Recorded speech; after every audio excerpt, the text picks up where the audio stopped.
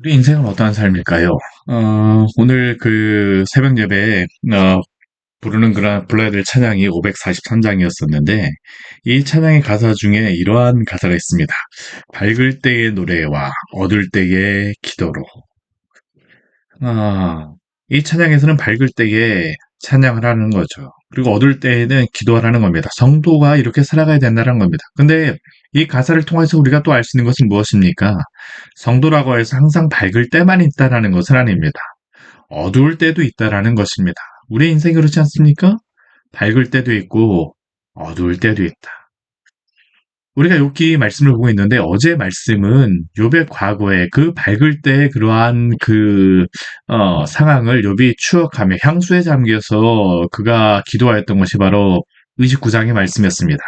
그럼 욥기 30장은 어떤 말씀일까요? 지금 현재의 말씀입니다. 지금 현재는 어떠한 상황일까요? 어두울 때입니다. 어두울 때. 우리 인생이 그래요. 욥의 인생도 그렇고. 왜 욥기를 하나님께서 우리에게 주셨을까? 곰곰이 생각해 보게 되면 욥을 통하여서 우리 모든 성도들의 삶이 이렇다라는 겁니다. 제가 처음에 이 욥기를 시작하면서도 말씀드렸었지만 이 욥기의 그 욥의 삶은 이 한 인물에게 일어난 거긴 하지만 우리 모든 사람에게 일어나고 있는 그러한 삶입니다. 욥에게는 단순간 어떤 한 순간을 통해서 압축해서 일어나는 것이지만 우리 인생을 보십시오. 우리 인생 가운데 좋을 때도 있고 젊을 때도 있지만 나이가 들게 되면 어떻습니까? 어두워집니다. 우리가 가졌던 그러한 모든 것들, 울타리들이 다 사라질 때가 있어요. 그러한 때 어떻게 하시겠습니까? 욥기는 이것을 우리에게 질문하는 것입니다. 오늘 어두운 가운데 욥이 하나님 앞에 기도하는 그러한 내용이 나옵니다. 이 어두운 가운데 있으면 어떻습니까? 아무리 믿음이 좋은 성도라 할지라도 낙심됩니다. 어려운 가운데 있어요. 그리고 그 가운데에서 욥도 참 어렵죠. 그리고 하나님 앞에 이 욥기 30장은 기도하는 겁니다. 우리 29장, 30장, 31장 말씀은 욥이 마지막으로 그 하나님 앞에 탄원하는 그러한 내용인데 31장은 하나님께 탄원하는 그러한 기도라고 한다면 29장은 그 과거에 하나님 앞에 그가 정결하게 살았음을 말하는 것이고요. 그리고 30장에서는 그가 고난을 당하고 있는 가운데 하나님 앞에 기도하는 그러한 말씀입니다. 그럼 오늘 어떠한 말씀이 기록되어 있을까요? 우리 그 1절 말씀에 오게 되면 이렇게 시작합니다. 그러나 이제는 우리가 성경 말씀에 보게 되면 제가 설교를 하면서 이 접속사가 굉장히 중요하다라고 말씀드리곤 하는데, 그러나 이제는, 한 번쯤 들어본 기억이 있지 않으십니까? 제가 예전에 로마서 3장 21절 말씀을 전할 때에, 그러나 이제는 이라고 하는 그것에 대해서 말씀드렸습니다. 왜 이 그러나 이제는 이라는 의미가, 이 접속사는 어떤 의미입니까? 과거에는 이러하였으나, 그러나 이제는. 로마서 같은 경우에는 과거에는 죄인이었으나 그러나 이제는 예수 그리스도가 우리를 구원하셨다라는 그러한 말씀으로서 이 접속사를 사용하였었는데 욥기 3장에서는 반대입니다. 과거에는 욥이 그 축복된 그러한 삶을 살았었으나 그 영광스러운 그러한 삶을 살았으나 그러나 이제는 이러한 상황입니다라고 하나님 앞에 기도하는 것이죠. 욥의 상황은 어떻습니까? 우리 1절 말씀해 보게 되면 나보다 젊은 자들이 욥을 비웃고 있습니다. 그런데 욥을 비웃는 그 젊은이들의 아비들은 어떠한 사람들일까요? 우리 1절부터 8절까지의 말씀을 보게 되면 욥이 굉장히 비하하는 그런 말씀을 말을 하고 있는 것 같아요. 근데 이것은 그냥 비하하는 것이 아니라 욥이 지금 어떠한 상황에 처해 있는가를 말하기 위하여서 지금 전하고 그 자신의 상황을 알려주기 위해서 그가 말하는 겁니다. 그러나 이제는 젊은 자들이 욥을 비웃습니다. 앞에서는 젊은 자들이 욥을 존경하였었는데 이제는 젊은 자들이 욥을 비웃어요. 근데 그 젊은 자들은 어디 출신의 어떠한 사람들입니까? 그 아비들을 설명하는데 내 양떼를 지키는 개 중에도 둘만하지 못한 자들이라고 합니다. 어찌 보면 굉장히 비천한 사람들이라는 거죠. 이 사람들의 그러한 모습을 보여주는데 그들은 기력이 쇠잔한 사람들이고 또한 3절 말씀에 오게 되면 궁핍과 기구들이 인하여서 해리한 사람들이고 캄캄하고 메마른 땅에서 마른 흙을 씹는 사람들입니다. 정말 고난의 그러한 삶을 살아가고 있는 사람들입니다. 실제로나 마른 흙을 씹을 수도 있겠지만, 뭐 아프리카에서는 너무나도 배가 고파서 아이들이 흙을 먹기도 한다라고 하는데, 이 사람들은 정말로 그렇게 어려워서 흙을 씹기도 하지만 여러 가지 환란 가운데서 흙을 씹는 것과 같은 그런 삶을 살아가고 있다라는 것이겠죠. 떨기나무 가운데서 짠나무를 꺾으며 뱃살이 뿌리를 먹을거리로 삼는 사람들. 근데 왜 이들이 이렇게 살 수밖에 없습니까? 쫓겨난 자들이기 때문입니다. 우리 5절 말씀에 오게 되면 무리가 그들에게 소리를 지르므로 도둑같이 사람들 가운데서 쫓겨날 수밖에 없었습니다. 결국 이 사람들은 이 공동체에서 큰 죄를 저질렀거나 쫓겨날 수밖에 없는 죄를 악을 행한 그러한 사람들이라는 것을 알 수 있죠. 불황자들이라는 겁니다. 그래서 그들은 침침한 골짜기와 구덩이와 바위굴에서 살 수밖에 없습니다. 떨기나무에 있고 가시나무 아래에 모여 있습니다. 8절 말씀에 오게 되면 미련한 자의 자식이요 이름 없는 자식이라고 이야기하죠. 고토에서 쫓겨난 자들입니다. 실제로 이들은 이러한 죄와 악을 행함으로 그 공동체 안에 있을 수도 없는 그러한 사람이라는 거죠. 그런데 욥의 상황은 어떻습니까? 근데 그들보다 더 비참합니다. 그러나 이제는 이러한 그 불황자들의 젊은 자들, 아이들이 욥을 비웃고 있습니다. 우리 2절 말씀 보세요. 욥이 더 처참한 게 뭐냐면 그들의 손의 힘이 내게 무슨 소용이 있으랴라고 이야기합니다. 사실 그러한 사람들이 와서 욥에게 힘내십시오라고 해서 욥에게 무슨 힘이 되겠습니까? 근데 문제는 무엇입니까? 그들이 욥에게 힘내라고 격려하지는 못할 망정 오히려 비웃고 있다라는 겁니다. 이게 욥의 상황입니다. 참 우리도 그렇지 않습니까? 이 세상에서 잘 되고 뭐 성공했던 사람들이 안 되게 되면 오히려 더 무시받고 더 환란을 당하는 경우가 있죠. 더 비웃음을 당하는 경우를 우리는 종종 보기도 하고 당하기도 합니다. 세상의 사람들이 그래요. 뭔가 잘못했겠지. 이전에 잘 될 때는 성공하고 성공했을 때에는 어, 연락하고 전화도 하며 칭찬도 하고 아첨도 하고 뭐 여러 가지 뭐 맛있는 것도 보내주고 선물도 보내줬던 그러한 사람들이 어느 순간 문제가 생기고 나니까 갑자기 안면몰사합니다. 아는 체도 하지 않죠. 무시하죠. 근데 욥은 더 처참한 것이 젊은 자들조차도 욥을 비웃고 있는 겁니다. 가장 무지당하였던 사람들에게조차 비웃음을 당하고 조롱을 당하고 있는 욥의 상황.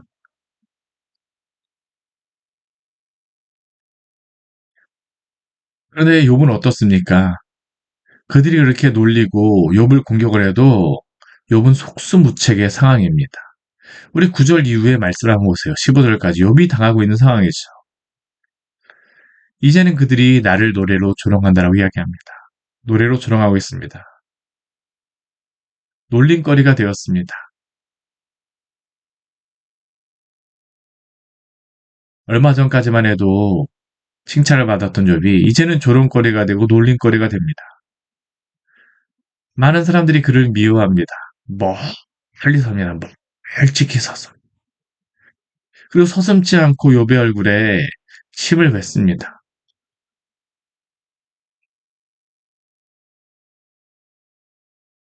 오른쪽에서 욥의 발에 덫을 놓고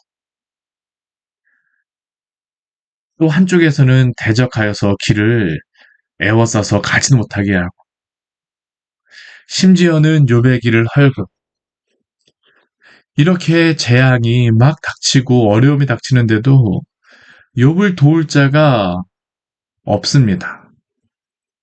도울 자가 없구나. 14절과 15절의 말씀은 하나의 그러한 비유를 통하여서 자신의 상황을 설명하죠. 공격당하고 있는 성과 같다라고 자신을 이야기합니다. 성을 파괴하고 그들이 몰려드는 것 같이 군사들과 같이 욥에게 달려들고 순식간에 공포가 에워싸고 욥의 그 모든 품위는 바람같이 다 날아가 버리고 욥의 모든 구원은 구름같이 다 지나가 버렸다라고 그는 고백하고 있습니다.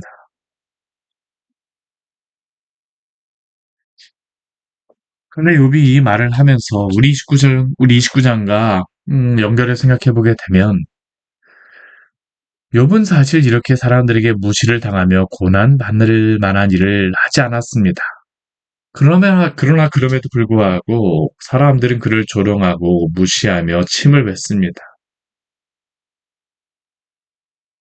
그런데 우리가 이러한 욥의 상황을 보면서 우리가 한 가지 떠오르는 그러한 한 분이 계시죠.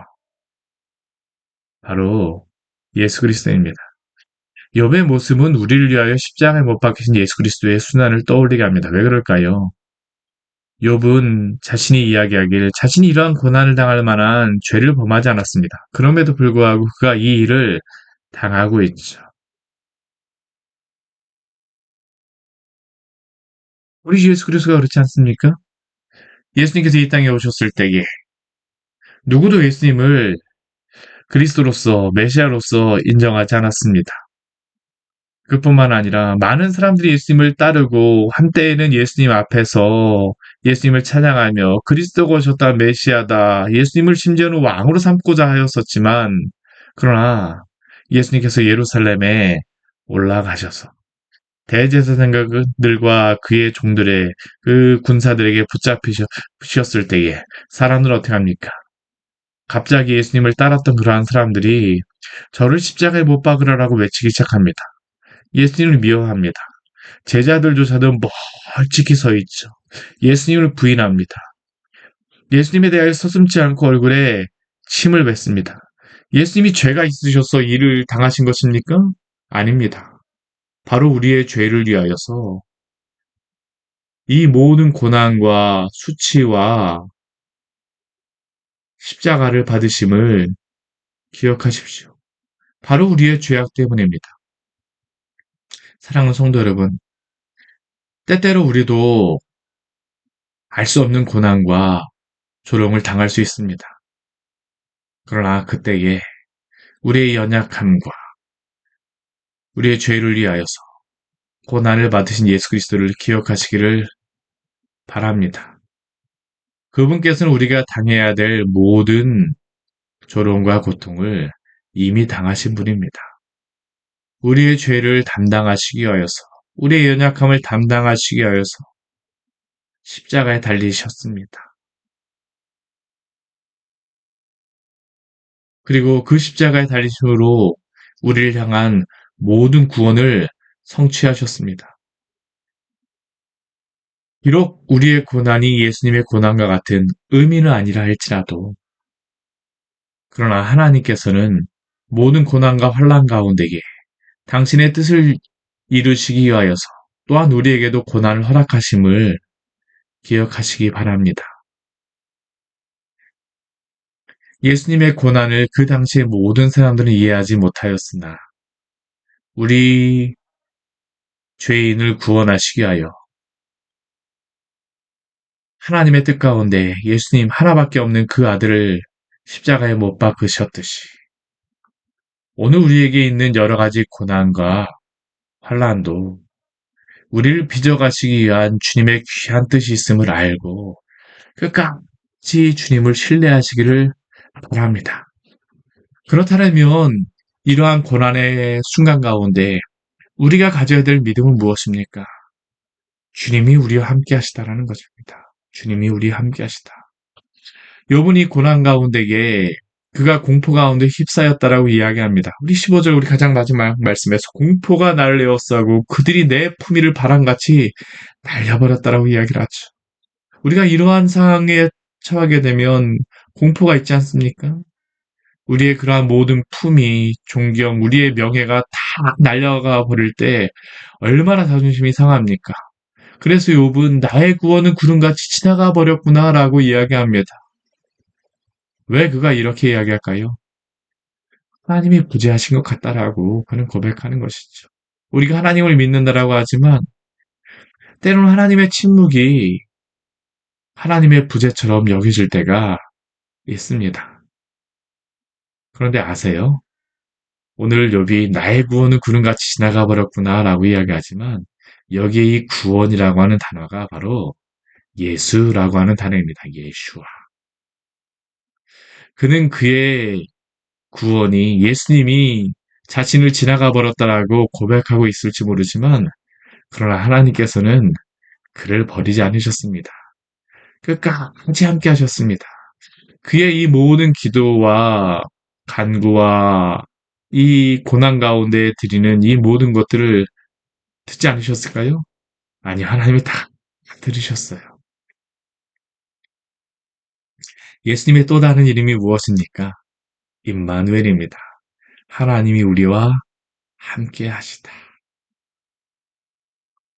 우리는 우리의 구원이 다 지나가 버리고 하나님이 부재하신 것 같다 할지라도 하나님 그렇지 않으세요.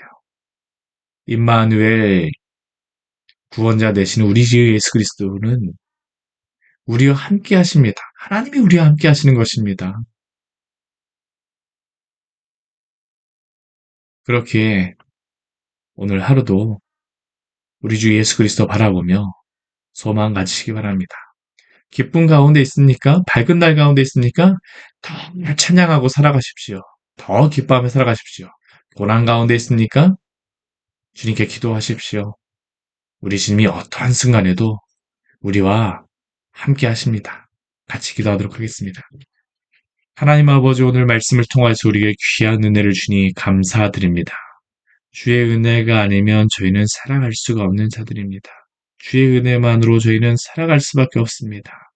오 주님, 우리 귀한 광야의 샘교회 지체들을 붙잡아 주시고 우리가 당장은 여러 가지 어려움 가운데 있는 것 같다 할지라도 그러나 이제는 우리 주님이 함께 하심을 기억하게 하여 주시고 임마누엘 되신 우리 주 예수 그리스도를 바라봄으로 말미암아 부재하시는 것이 아니라 우리와 함께 하시는 주님을 바라봄으로 말미암아 힘을 얻는 우리 귀한 믿음의 지체들 될 수 있도록 주여 도우시고 인도하여 주시옵소서. 밝을 때에 기쁠 때에는 주님을 찬양하며 살게 하여 주시고 슬플 때에는 주님과 동행하며 기도함으로 주님을 끝까지 신뢰하는 우리 믿음의 성도들 될 수 있도록 은혜 내려 주시옵소서. 함께 우리 예배할 수 있는 그런 공간이 지금 없지만 그러나 또 이렇게 온라인으로 함께한 우리 귀한 믿음의 지체들 주님께서 어디에 있든지 간에 지켜주시고 주님이 하나님을 위로하여 주시는 그 은혜 가운데 오늘 하루도 승리하기를 원합니다. 주여 함께하여 주십시오. 예수님 이름으로 기도드립니다. 아멘.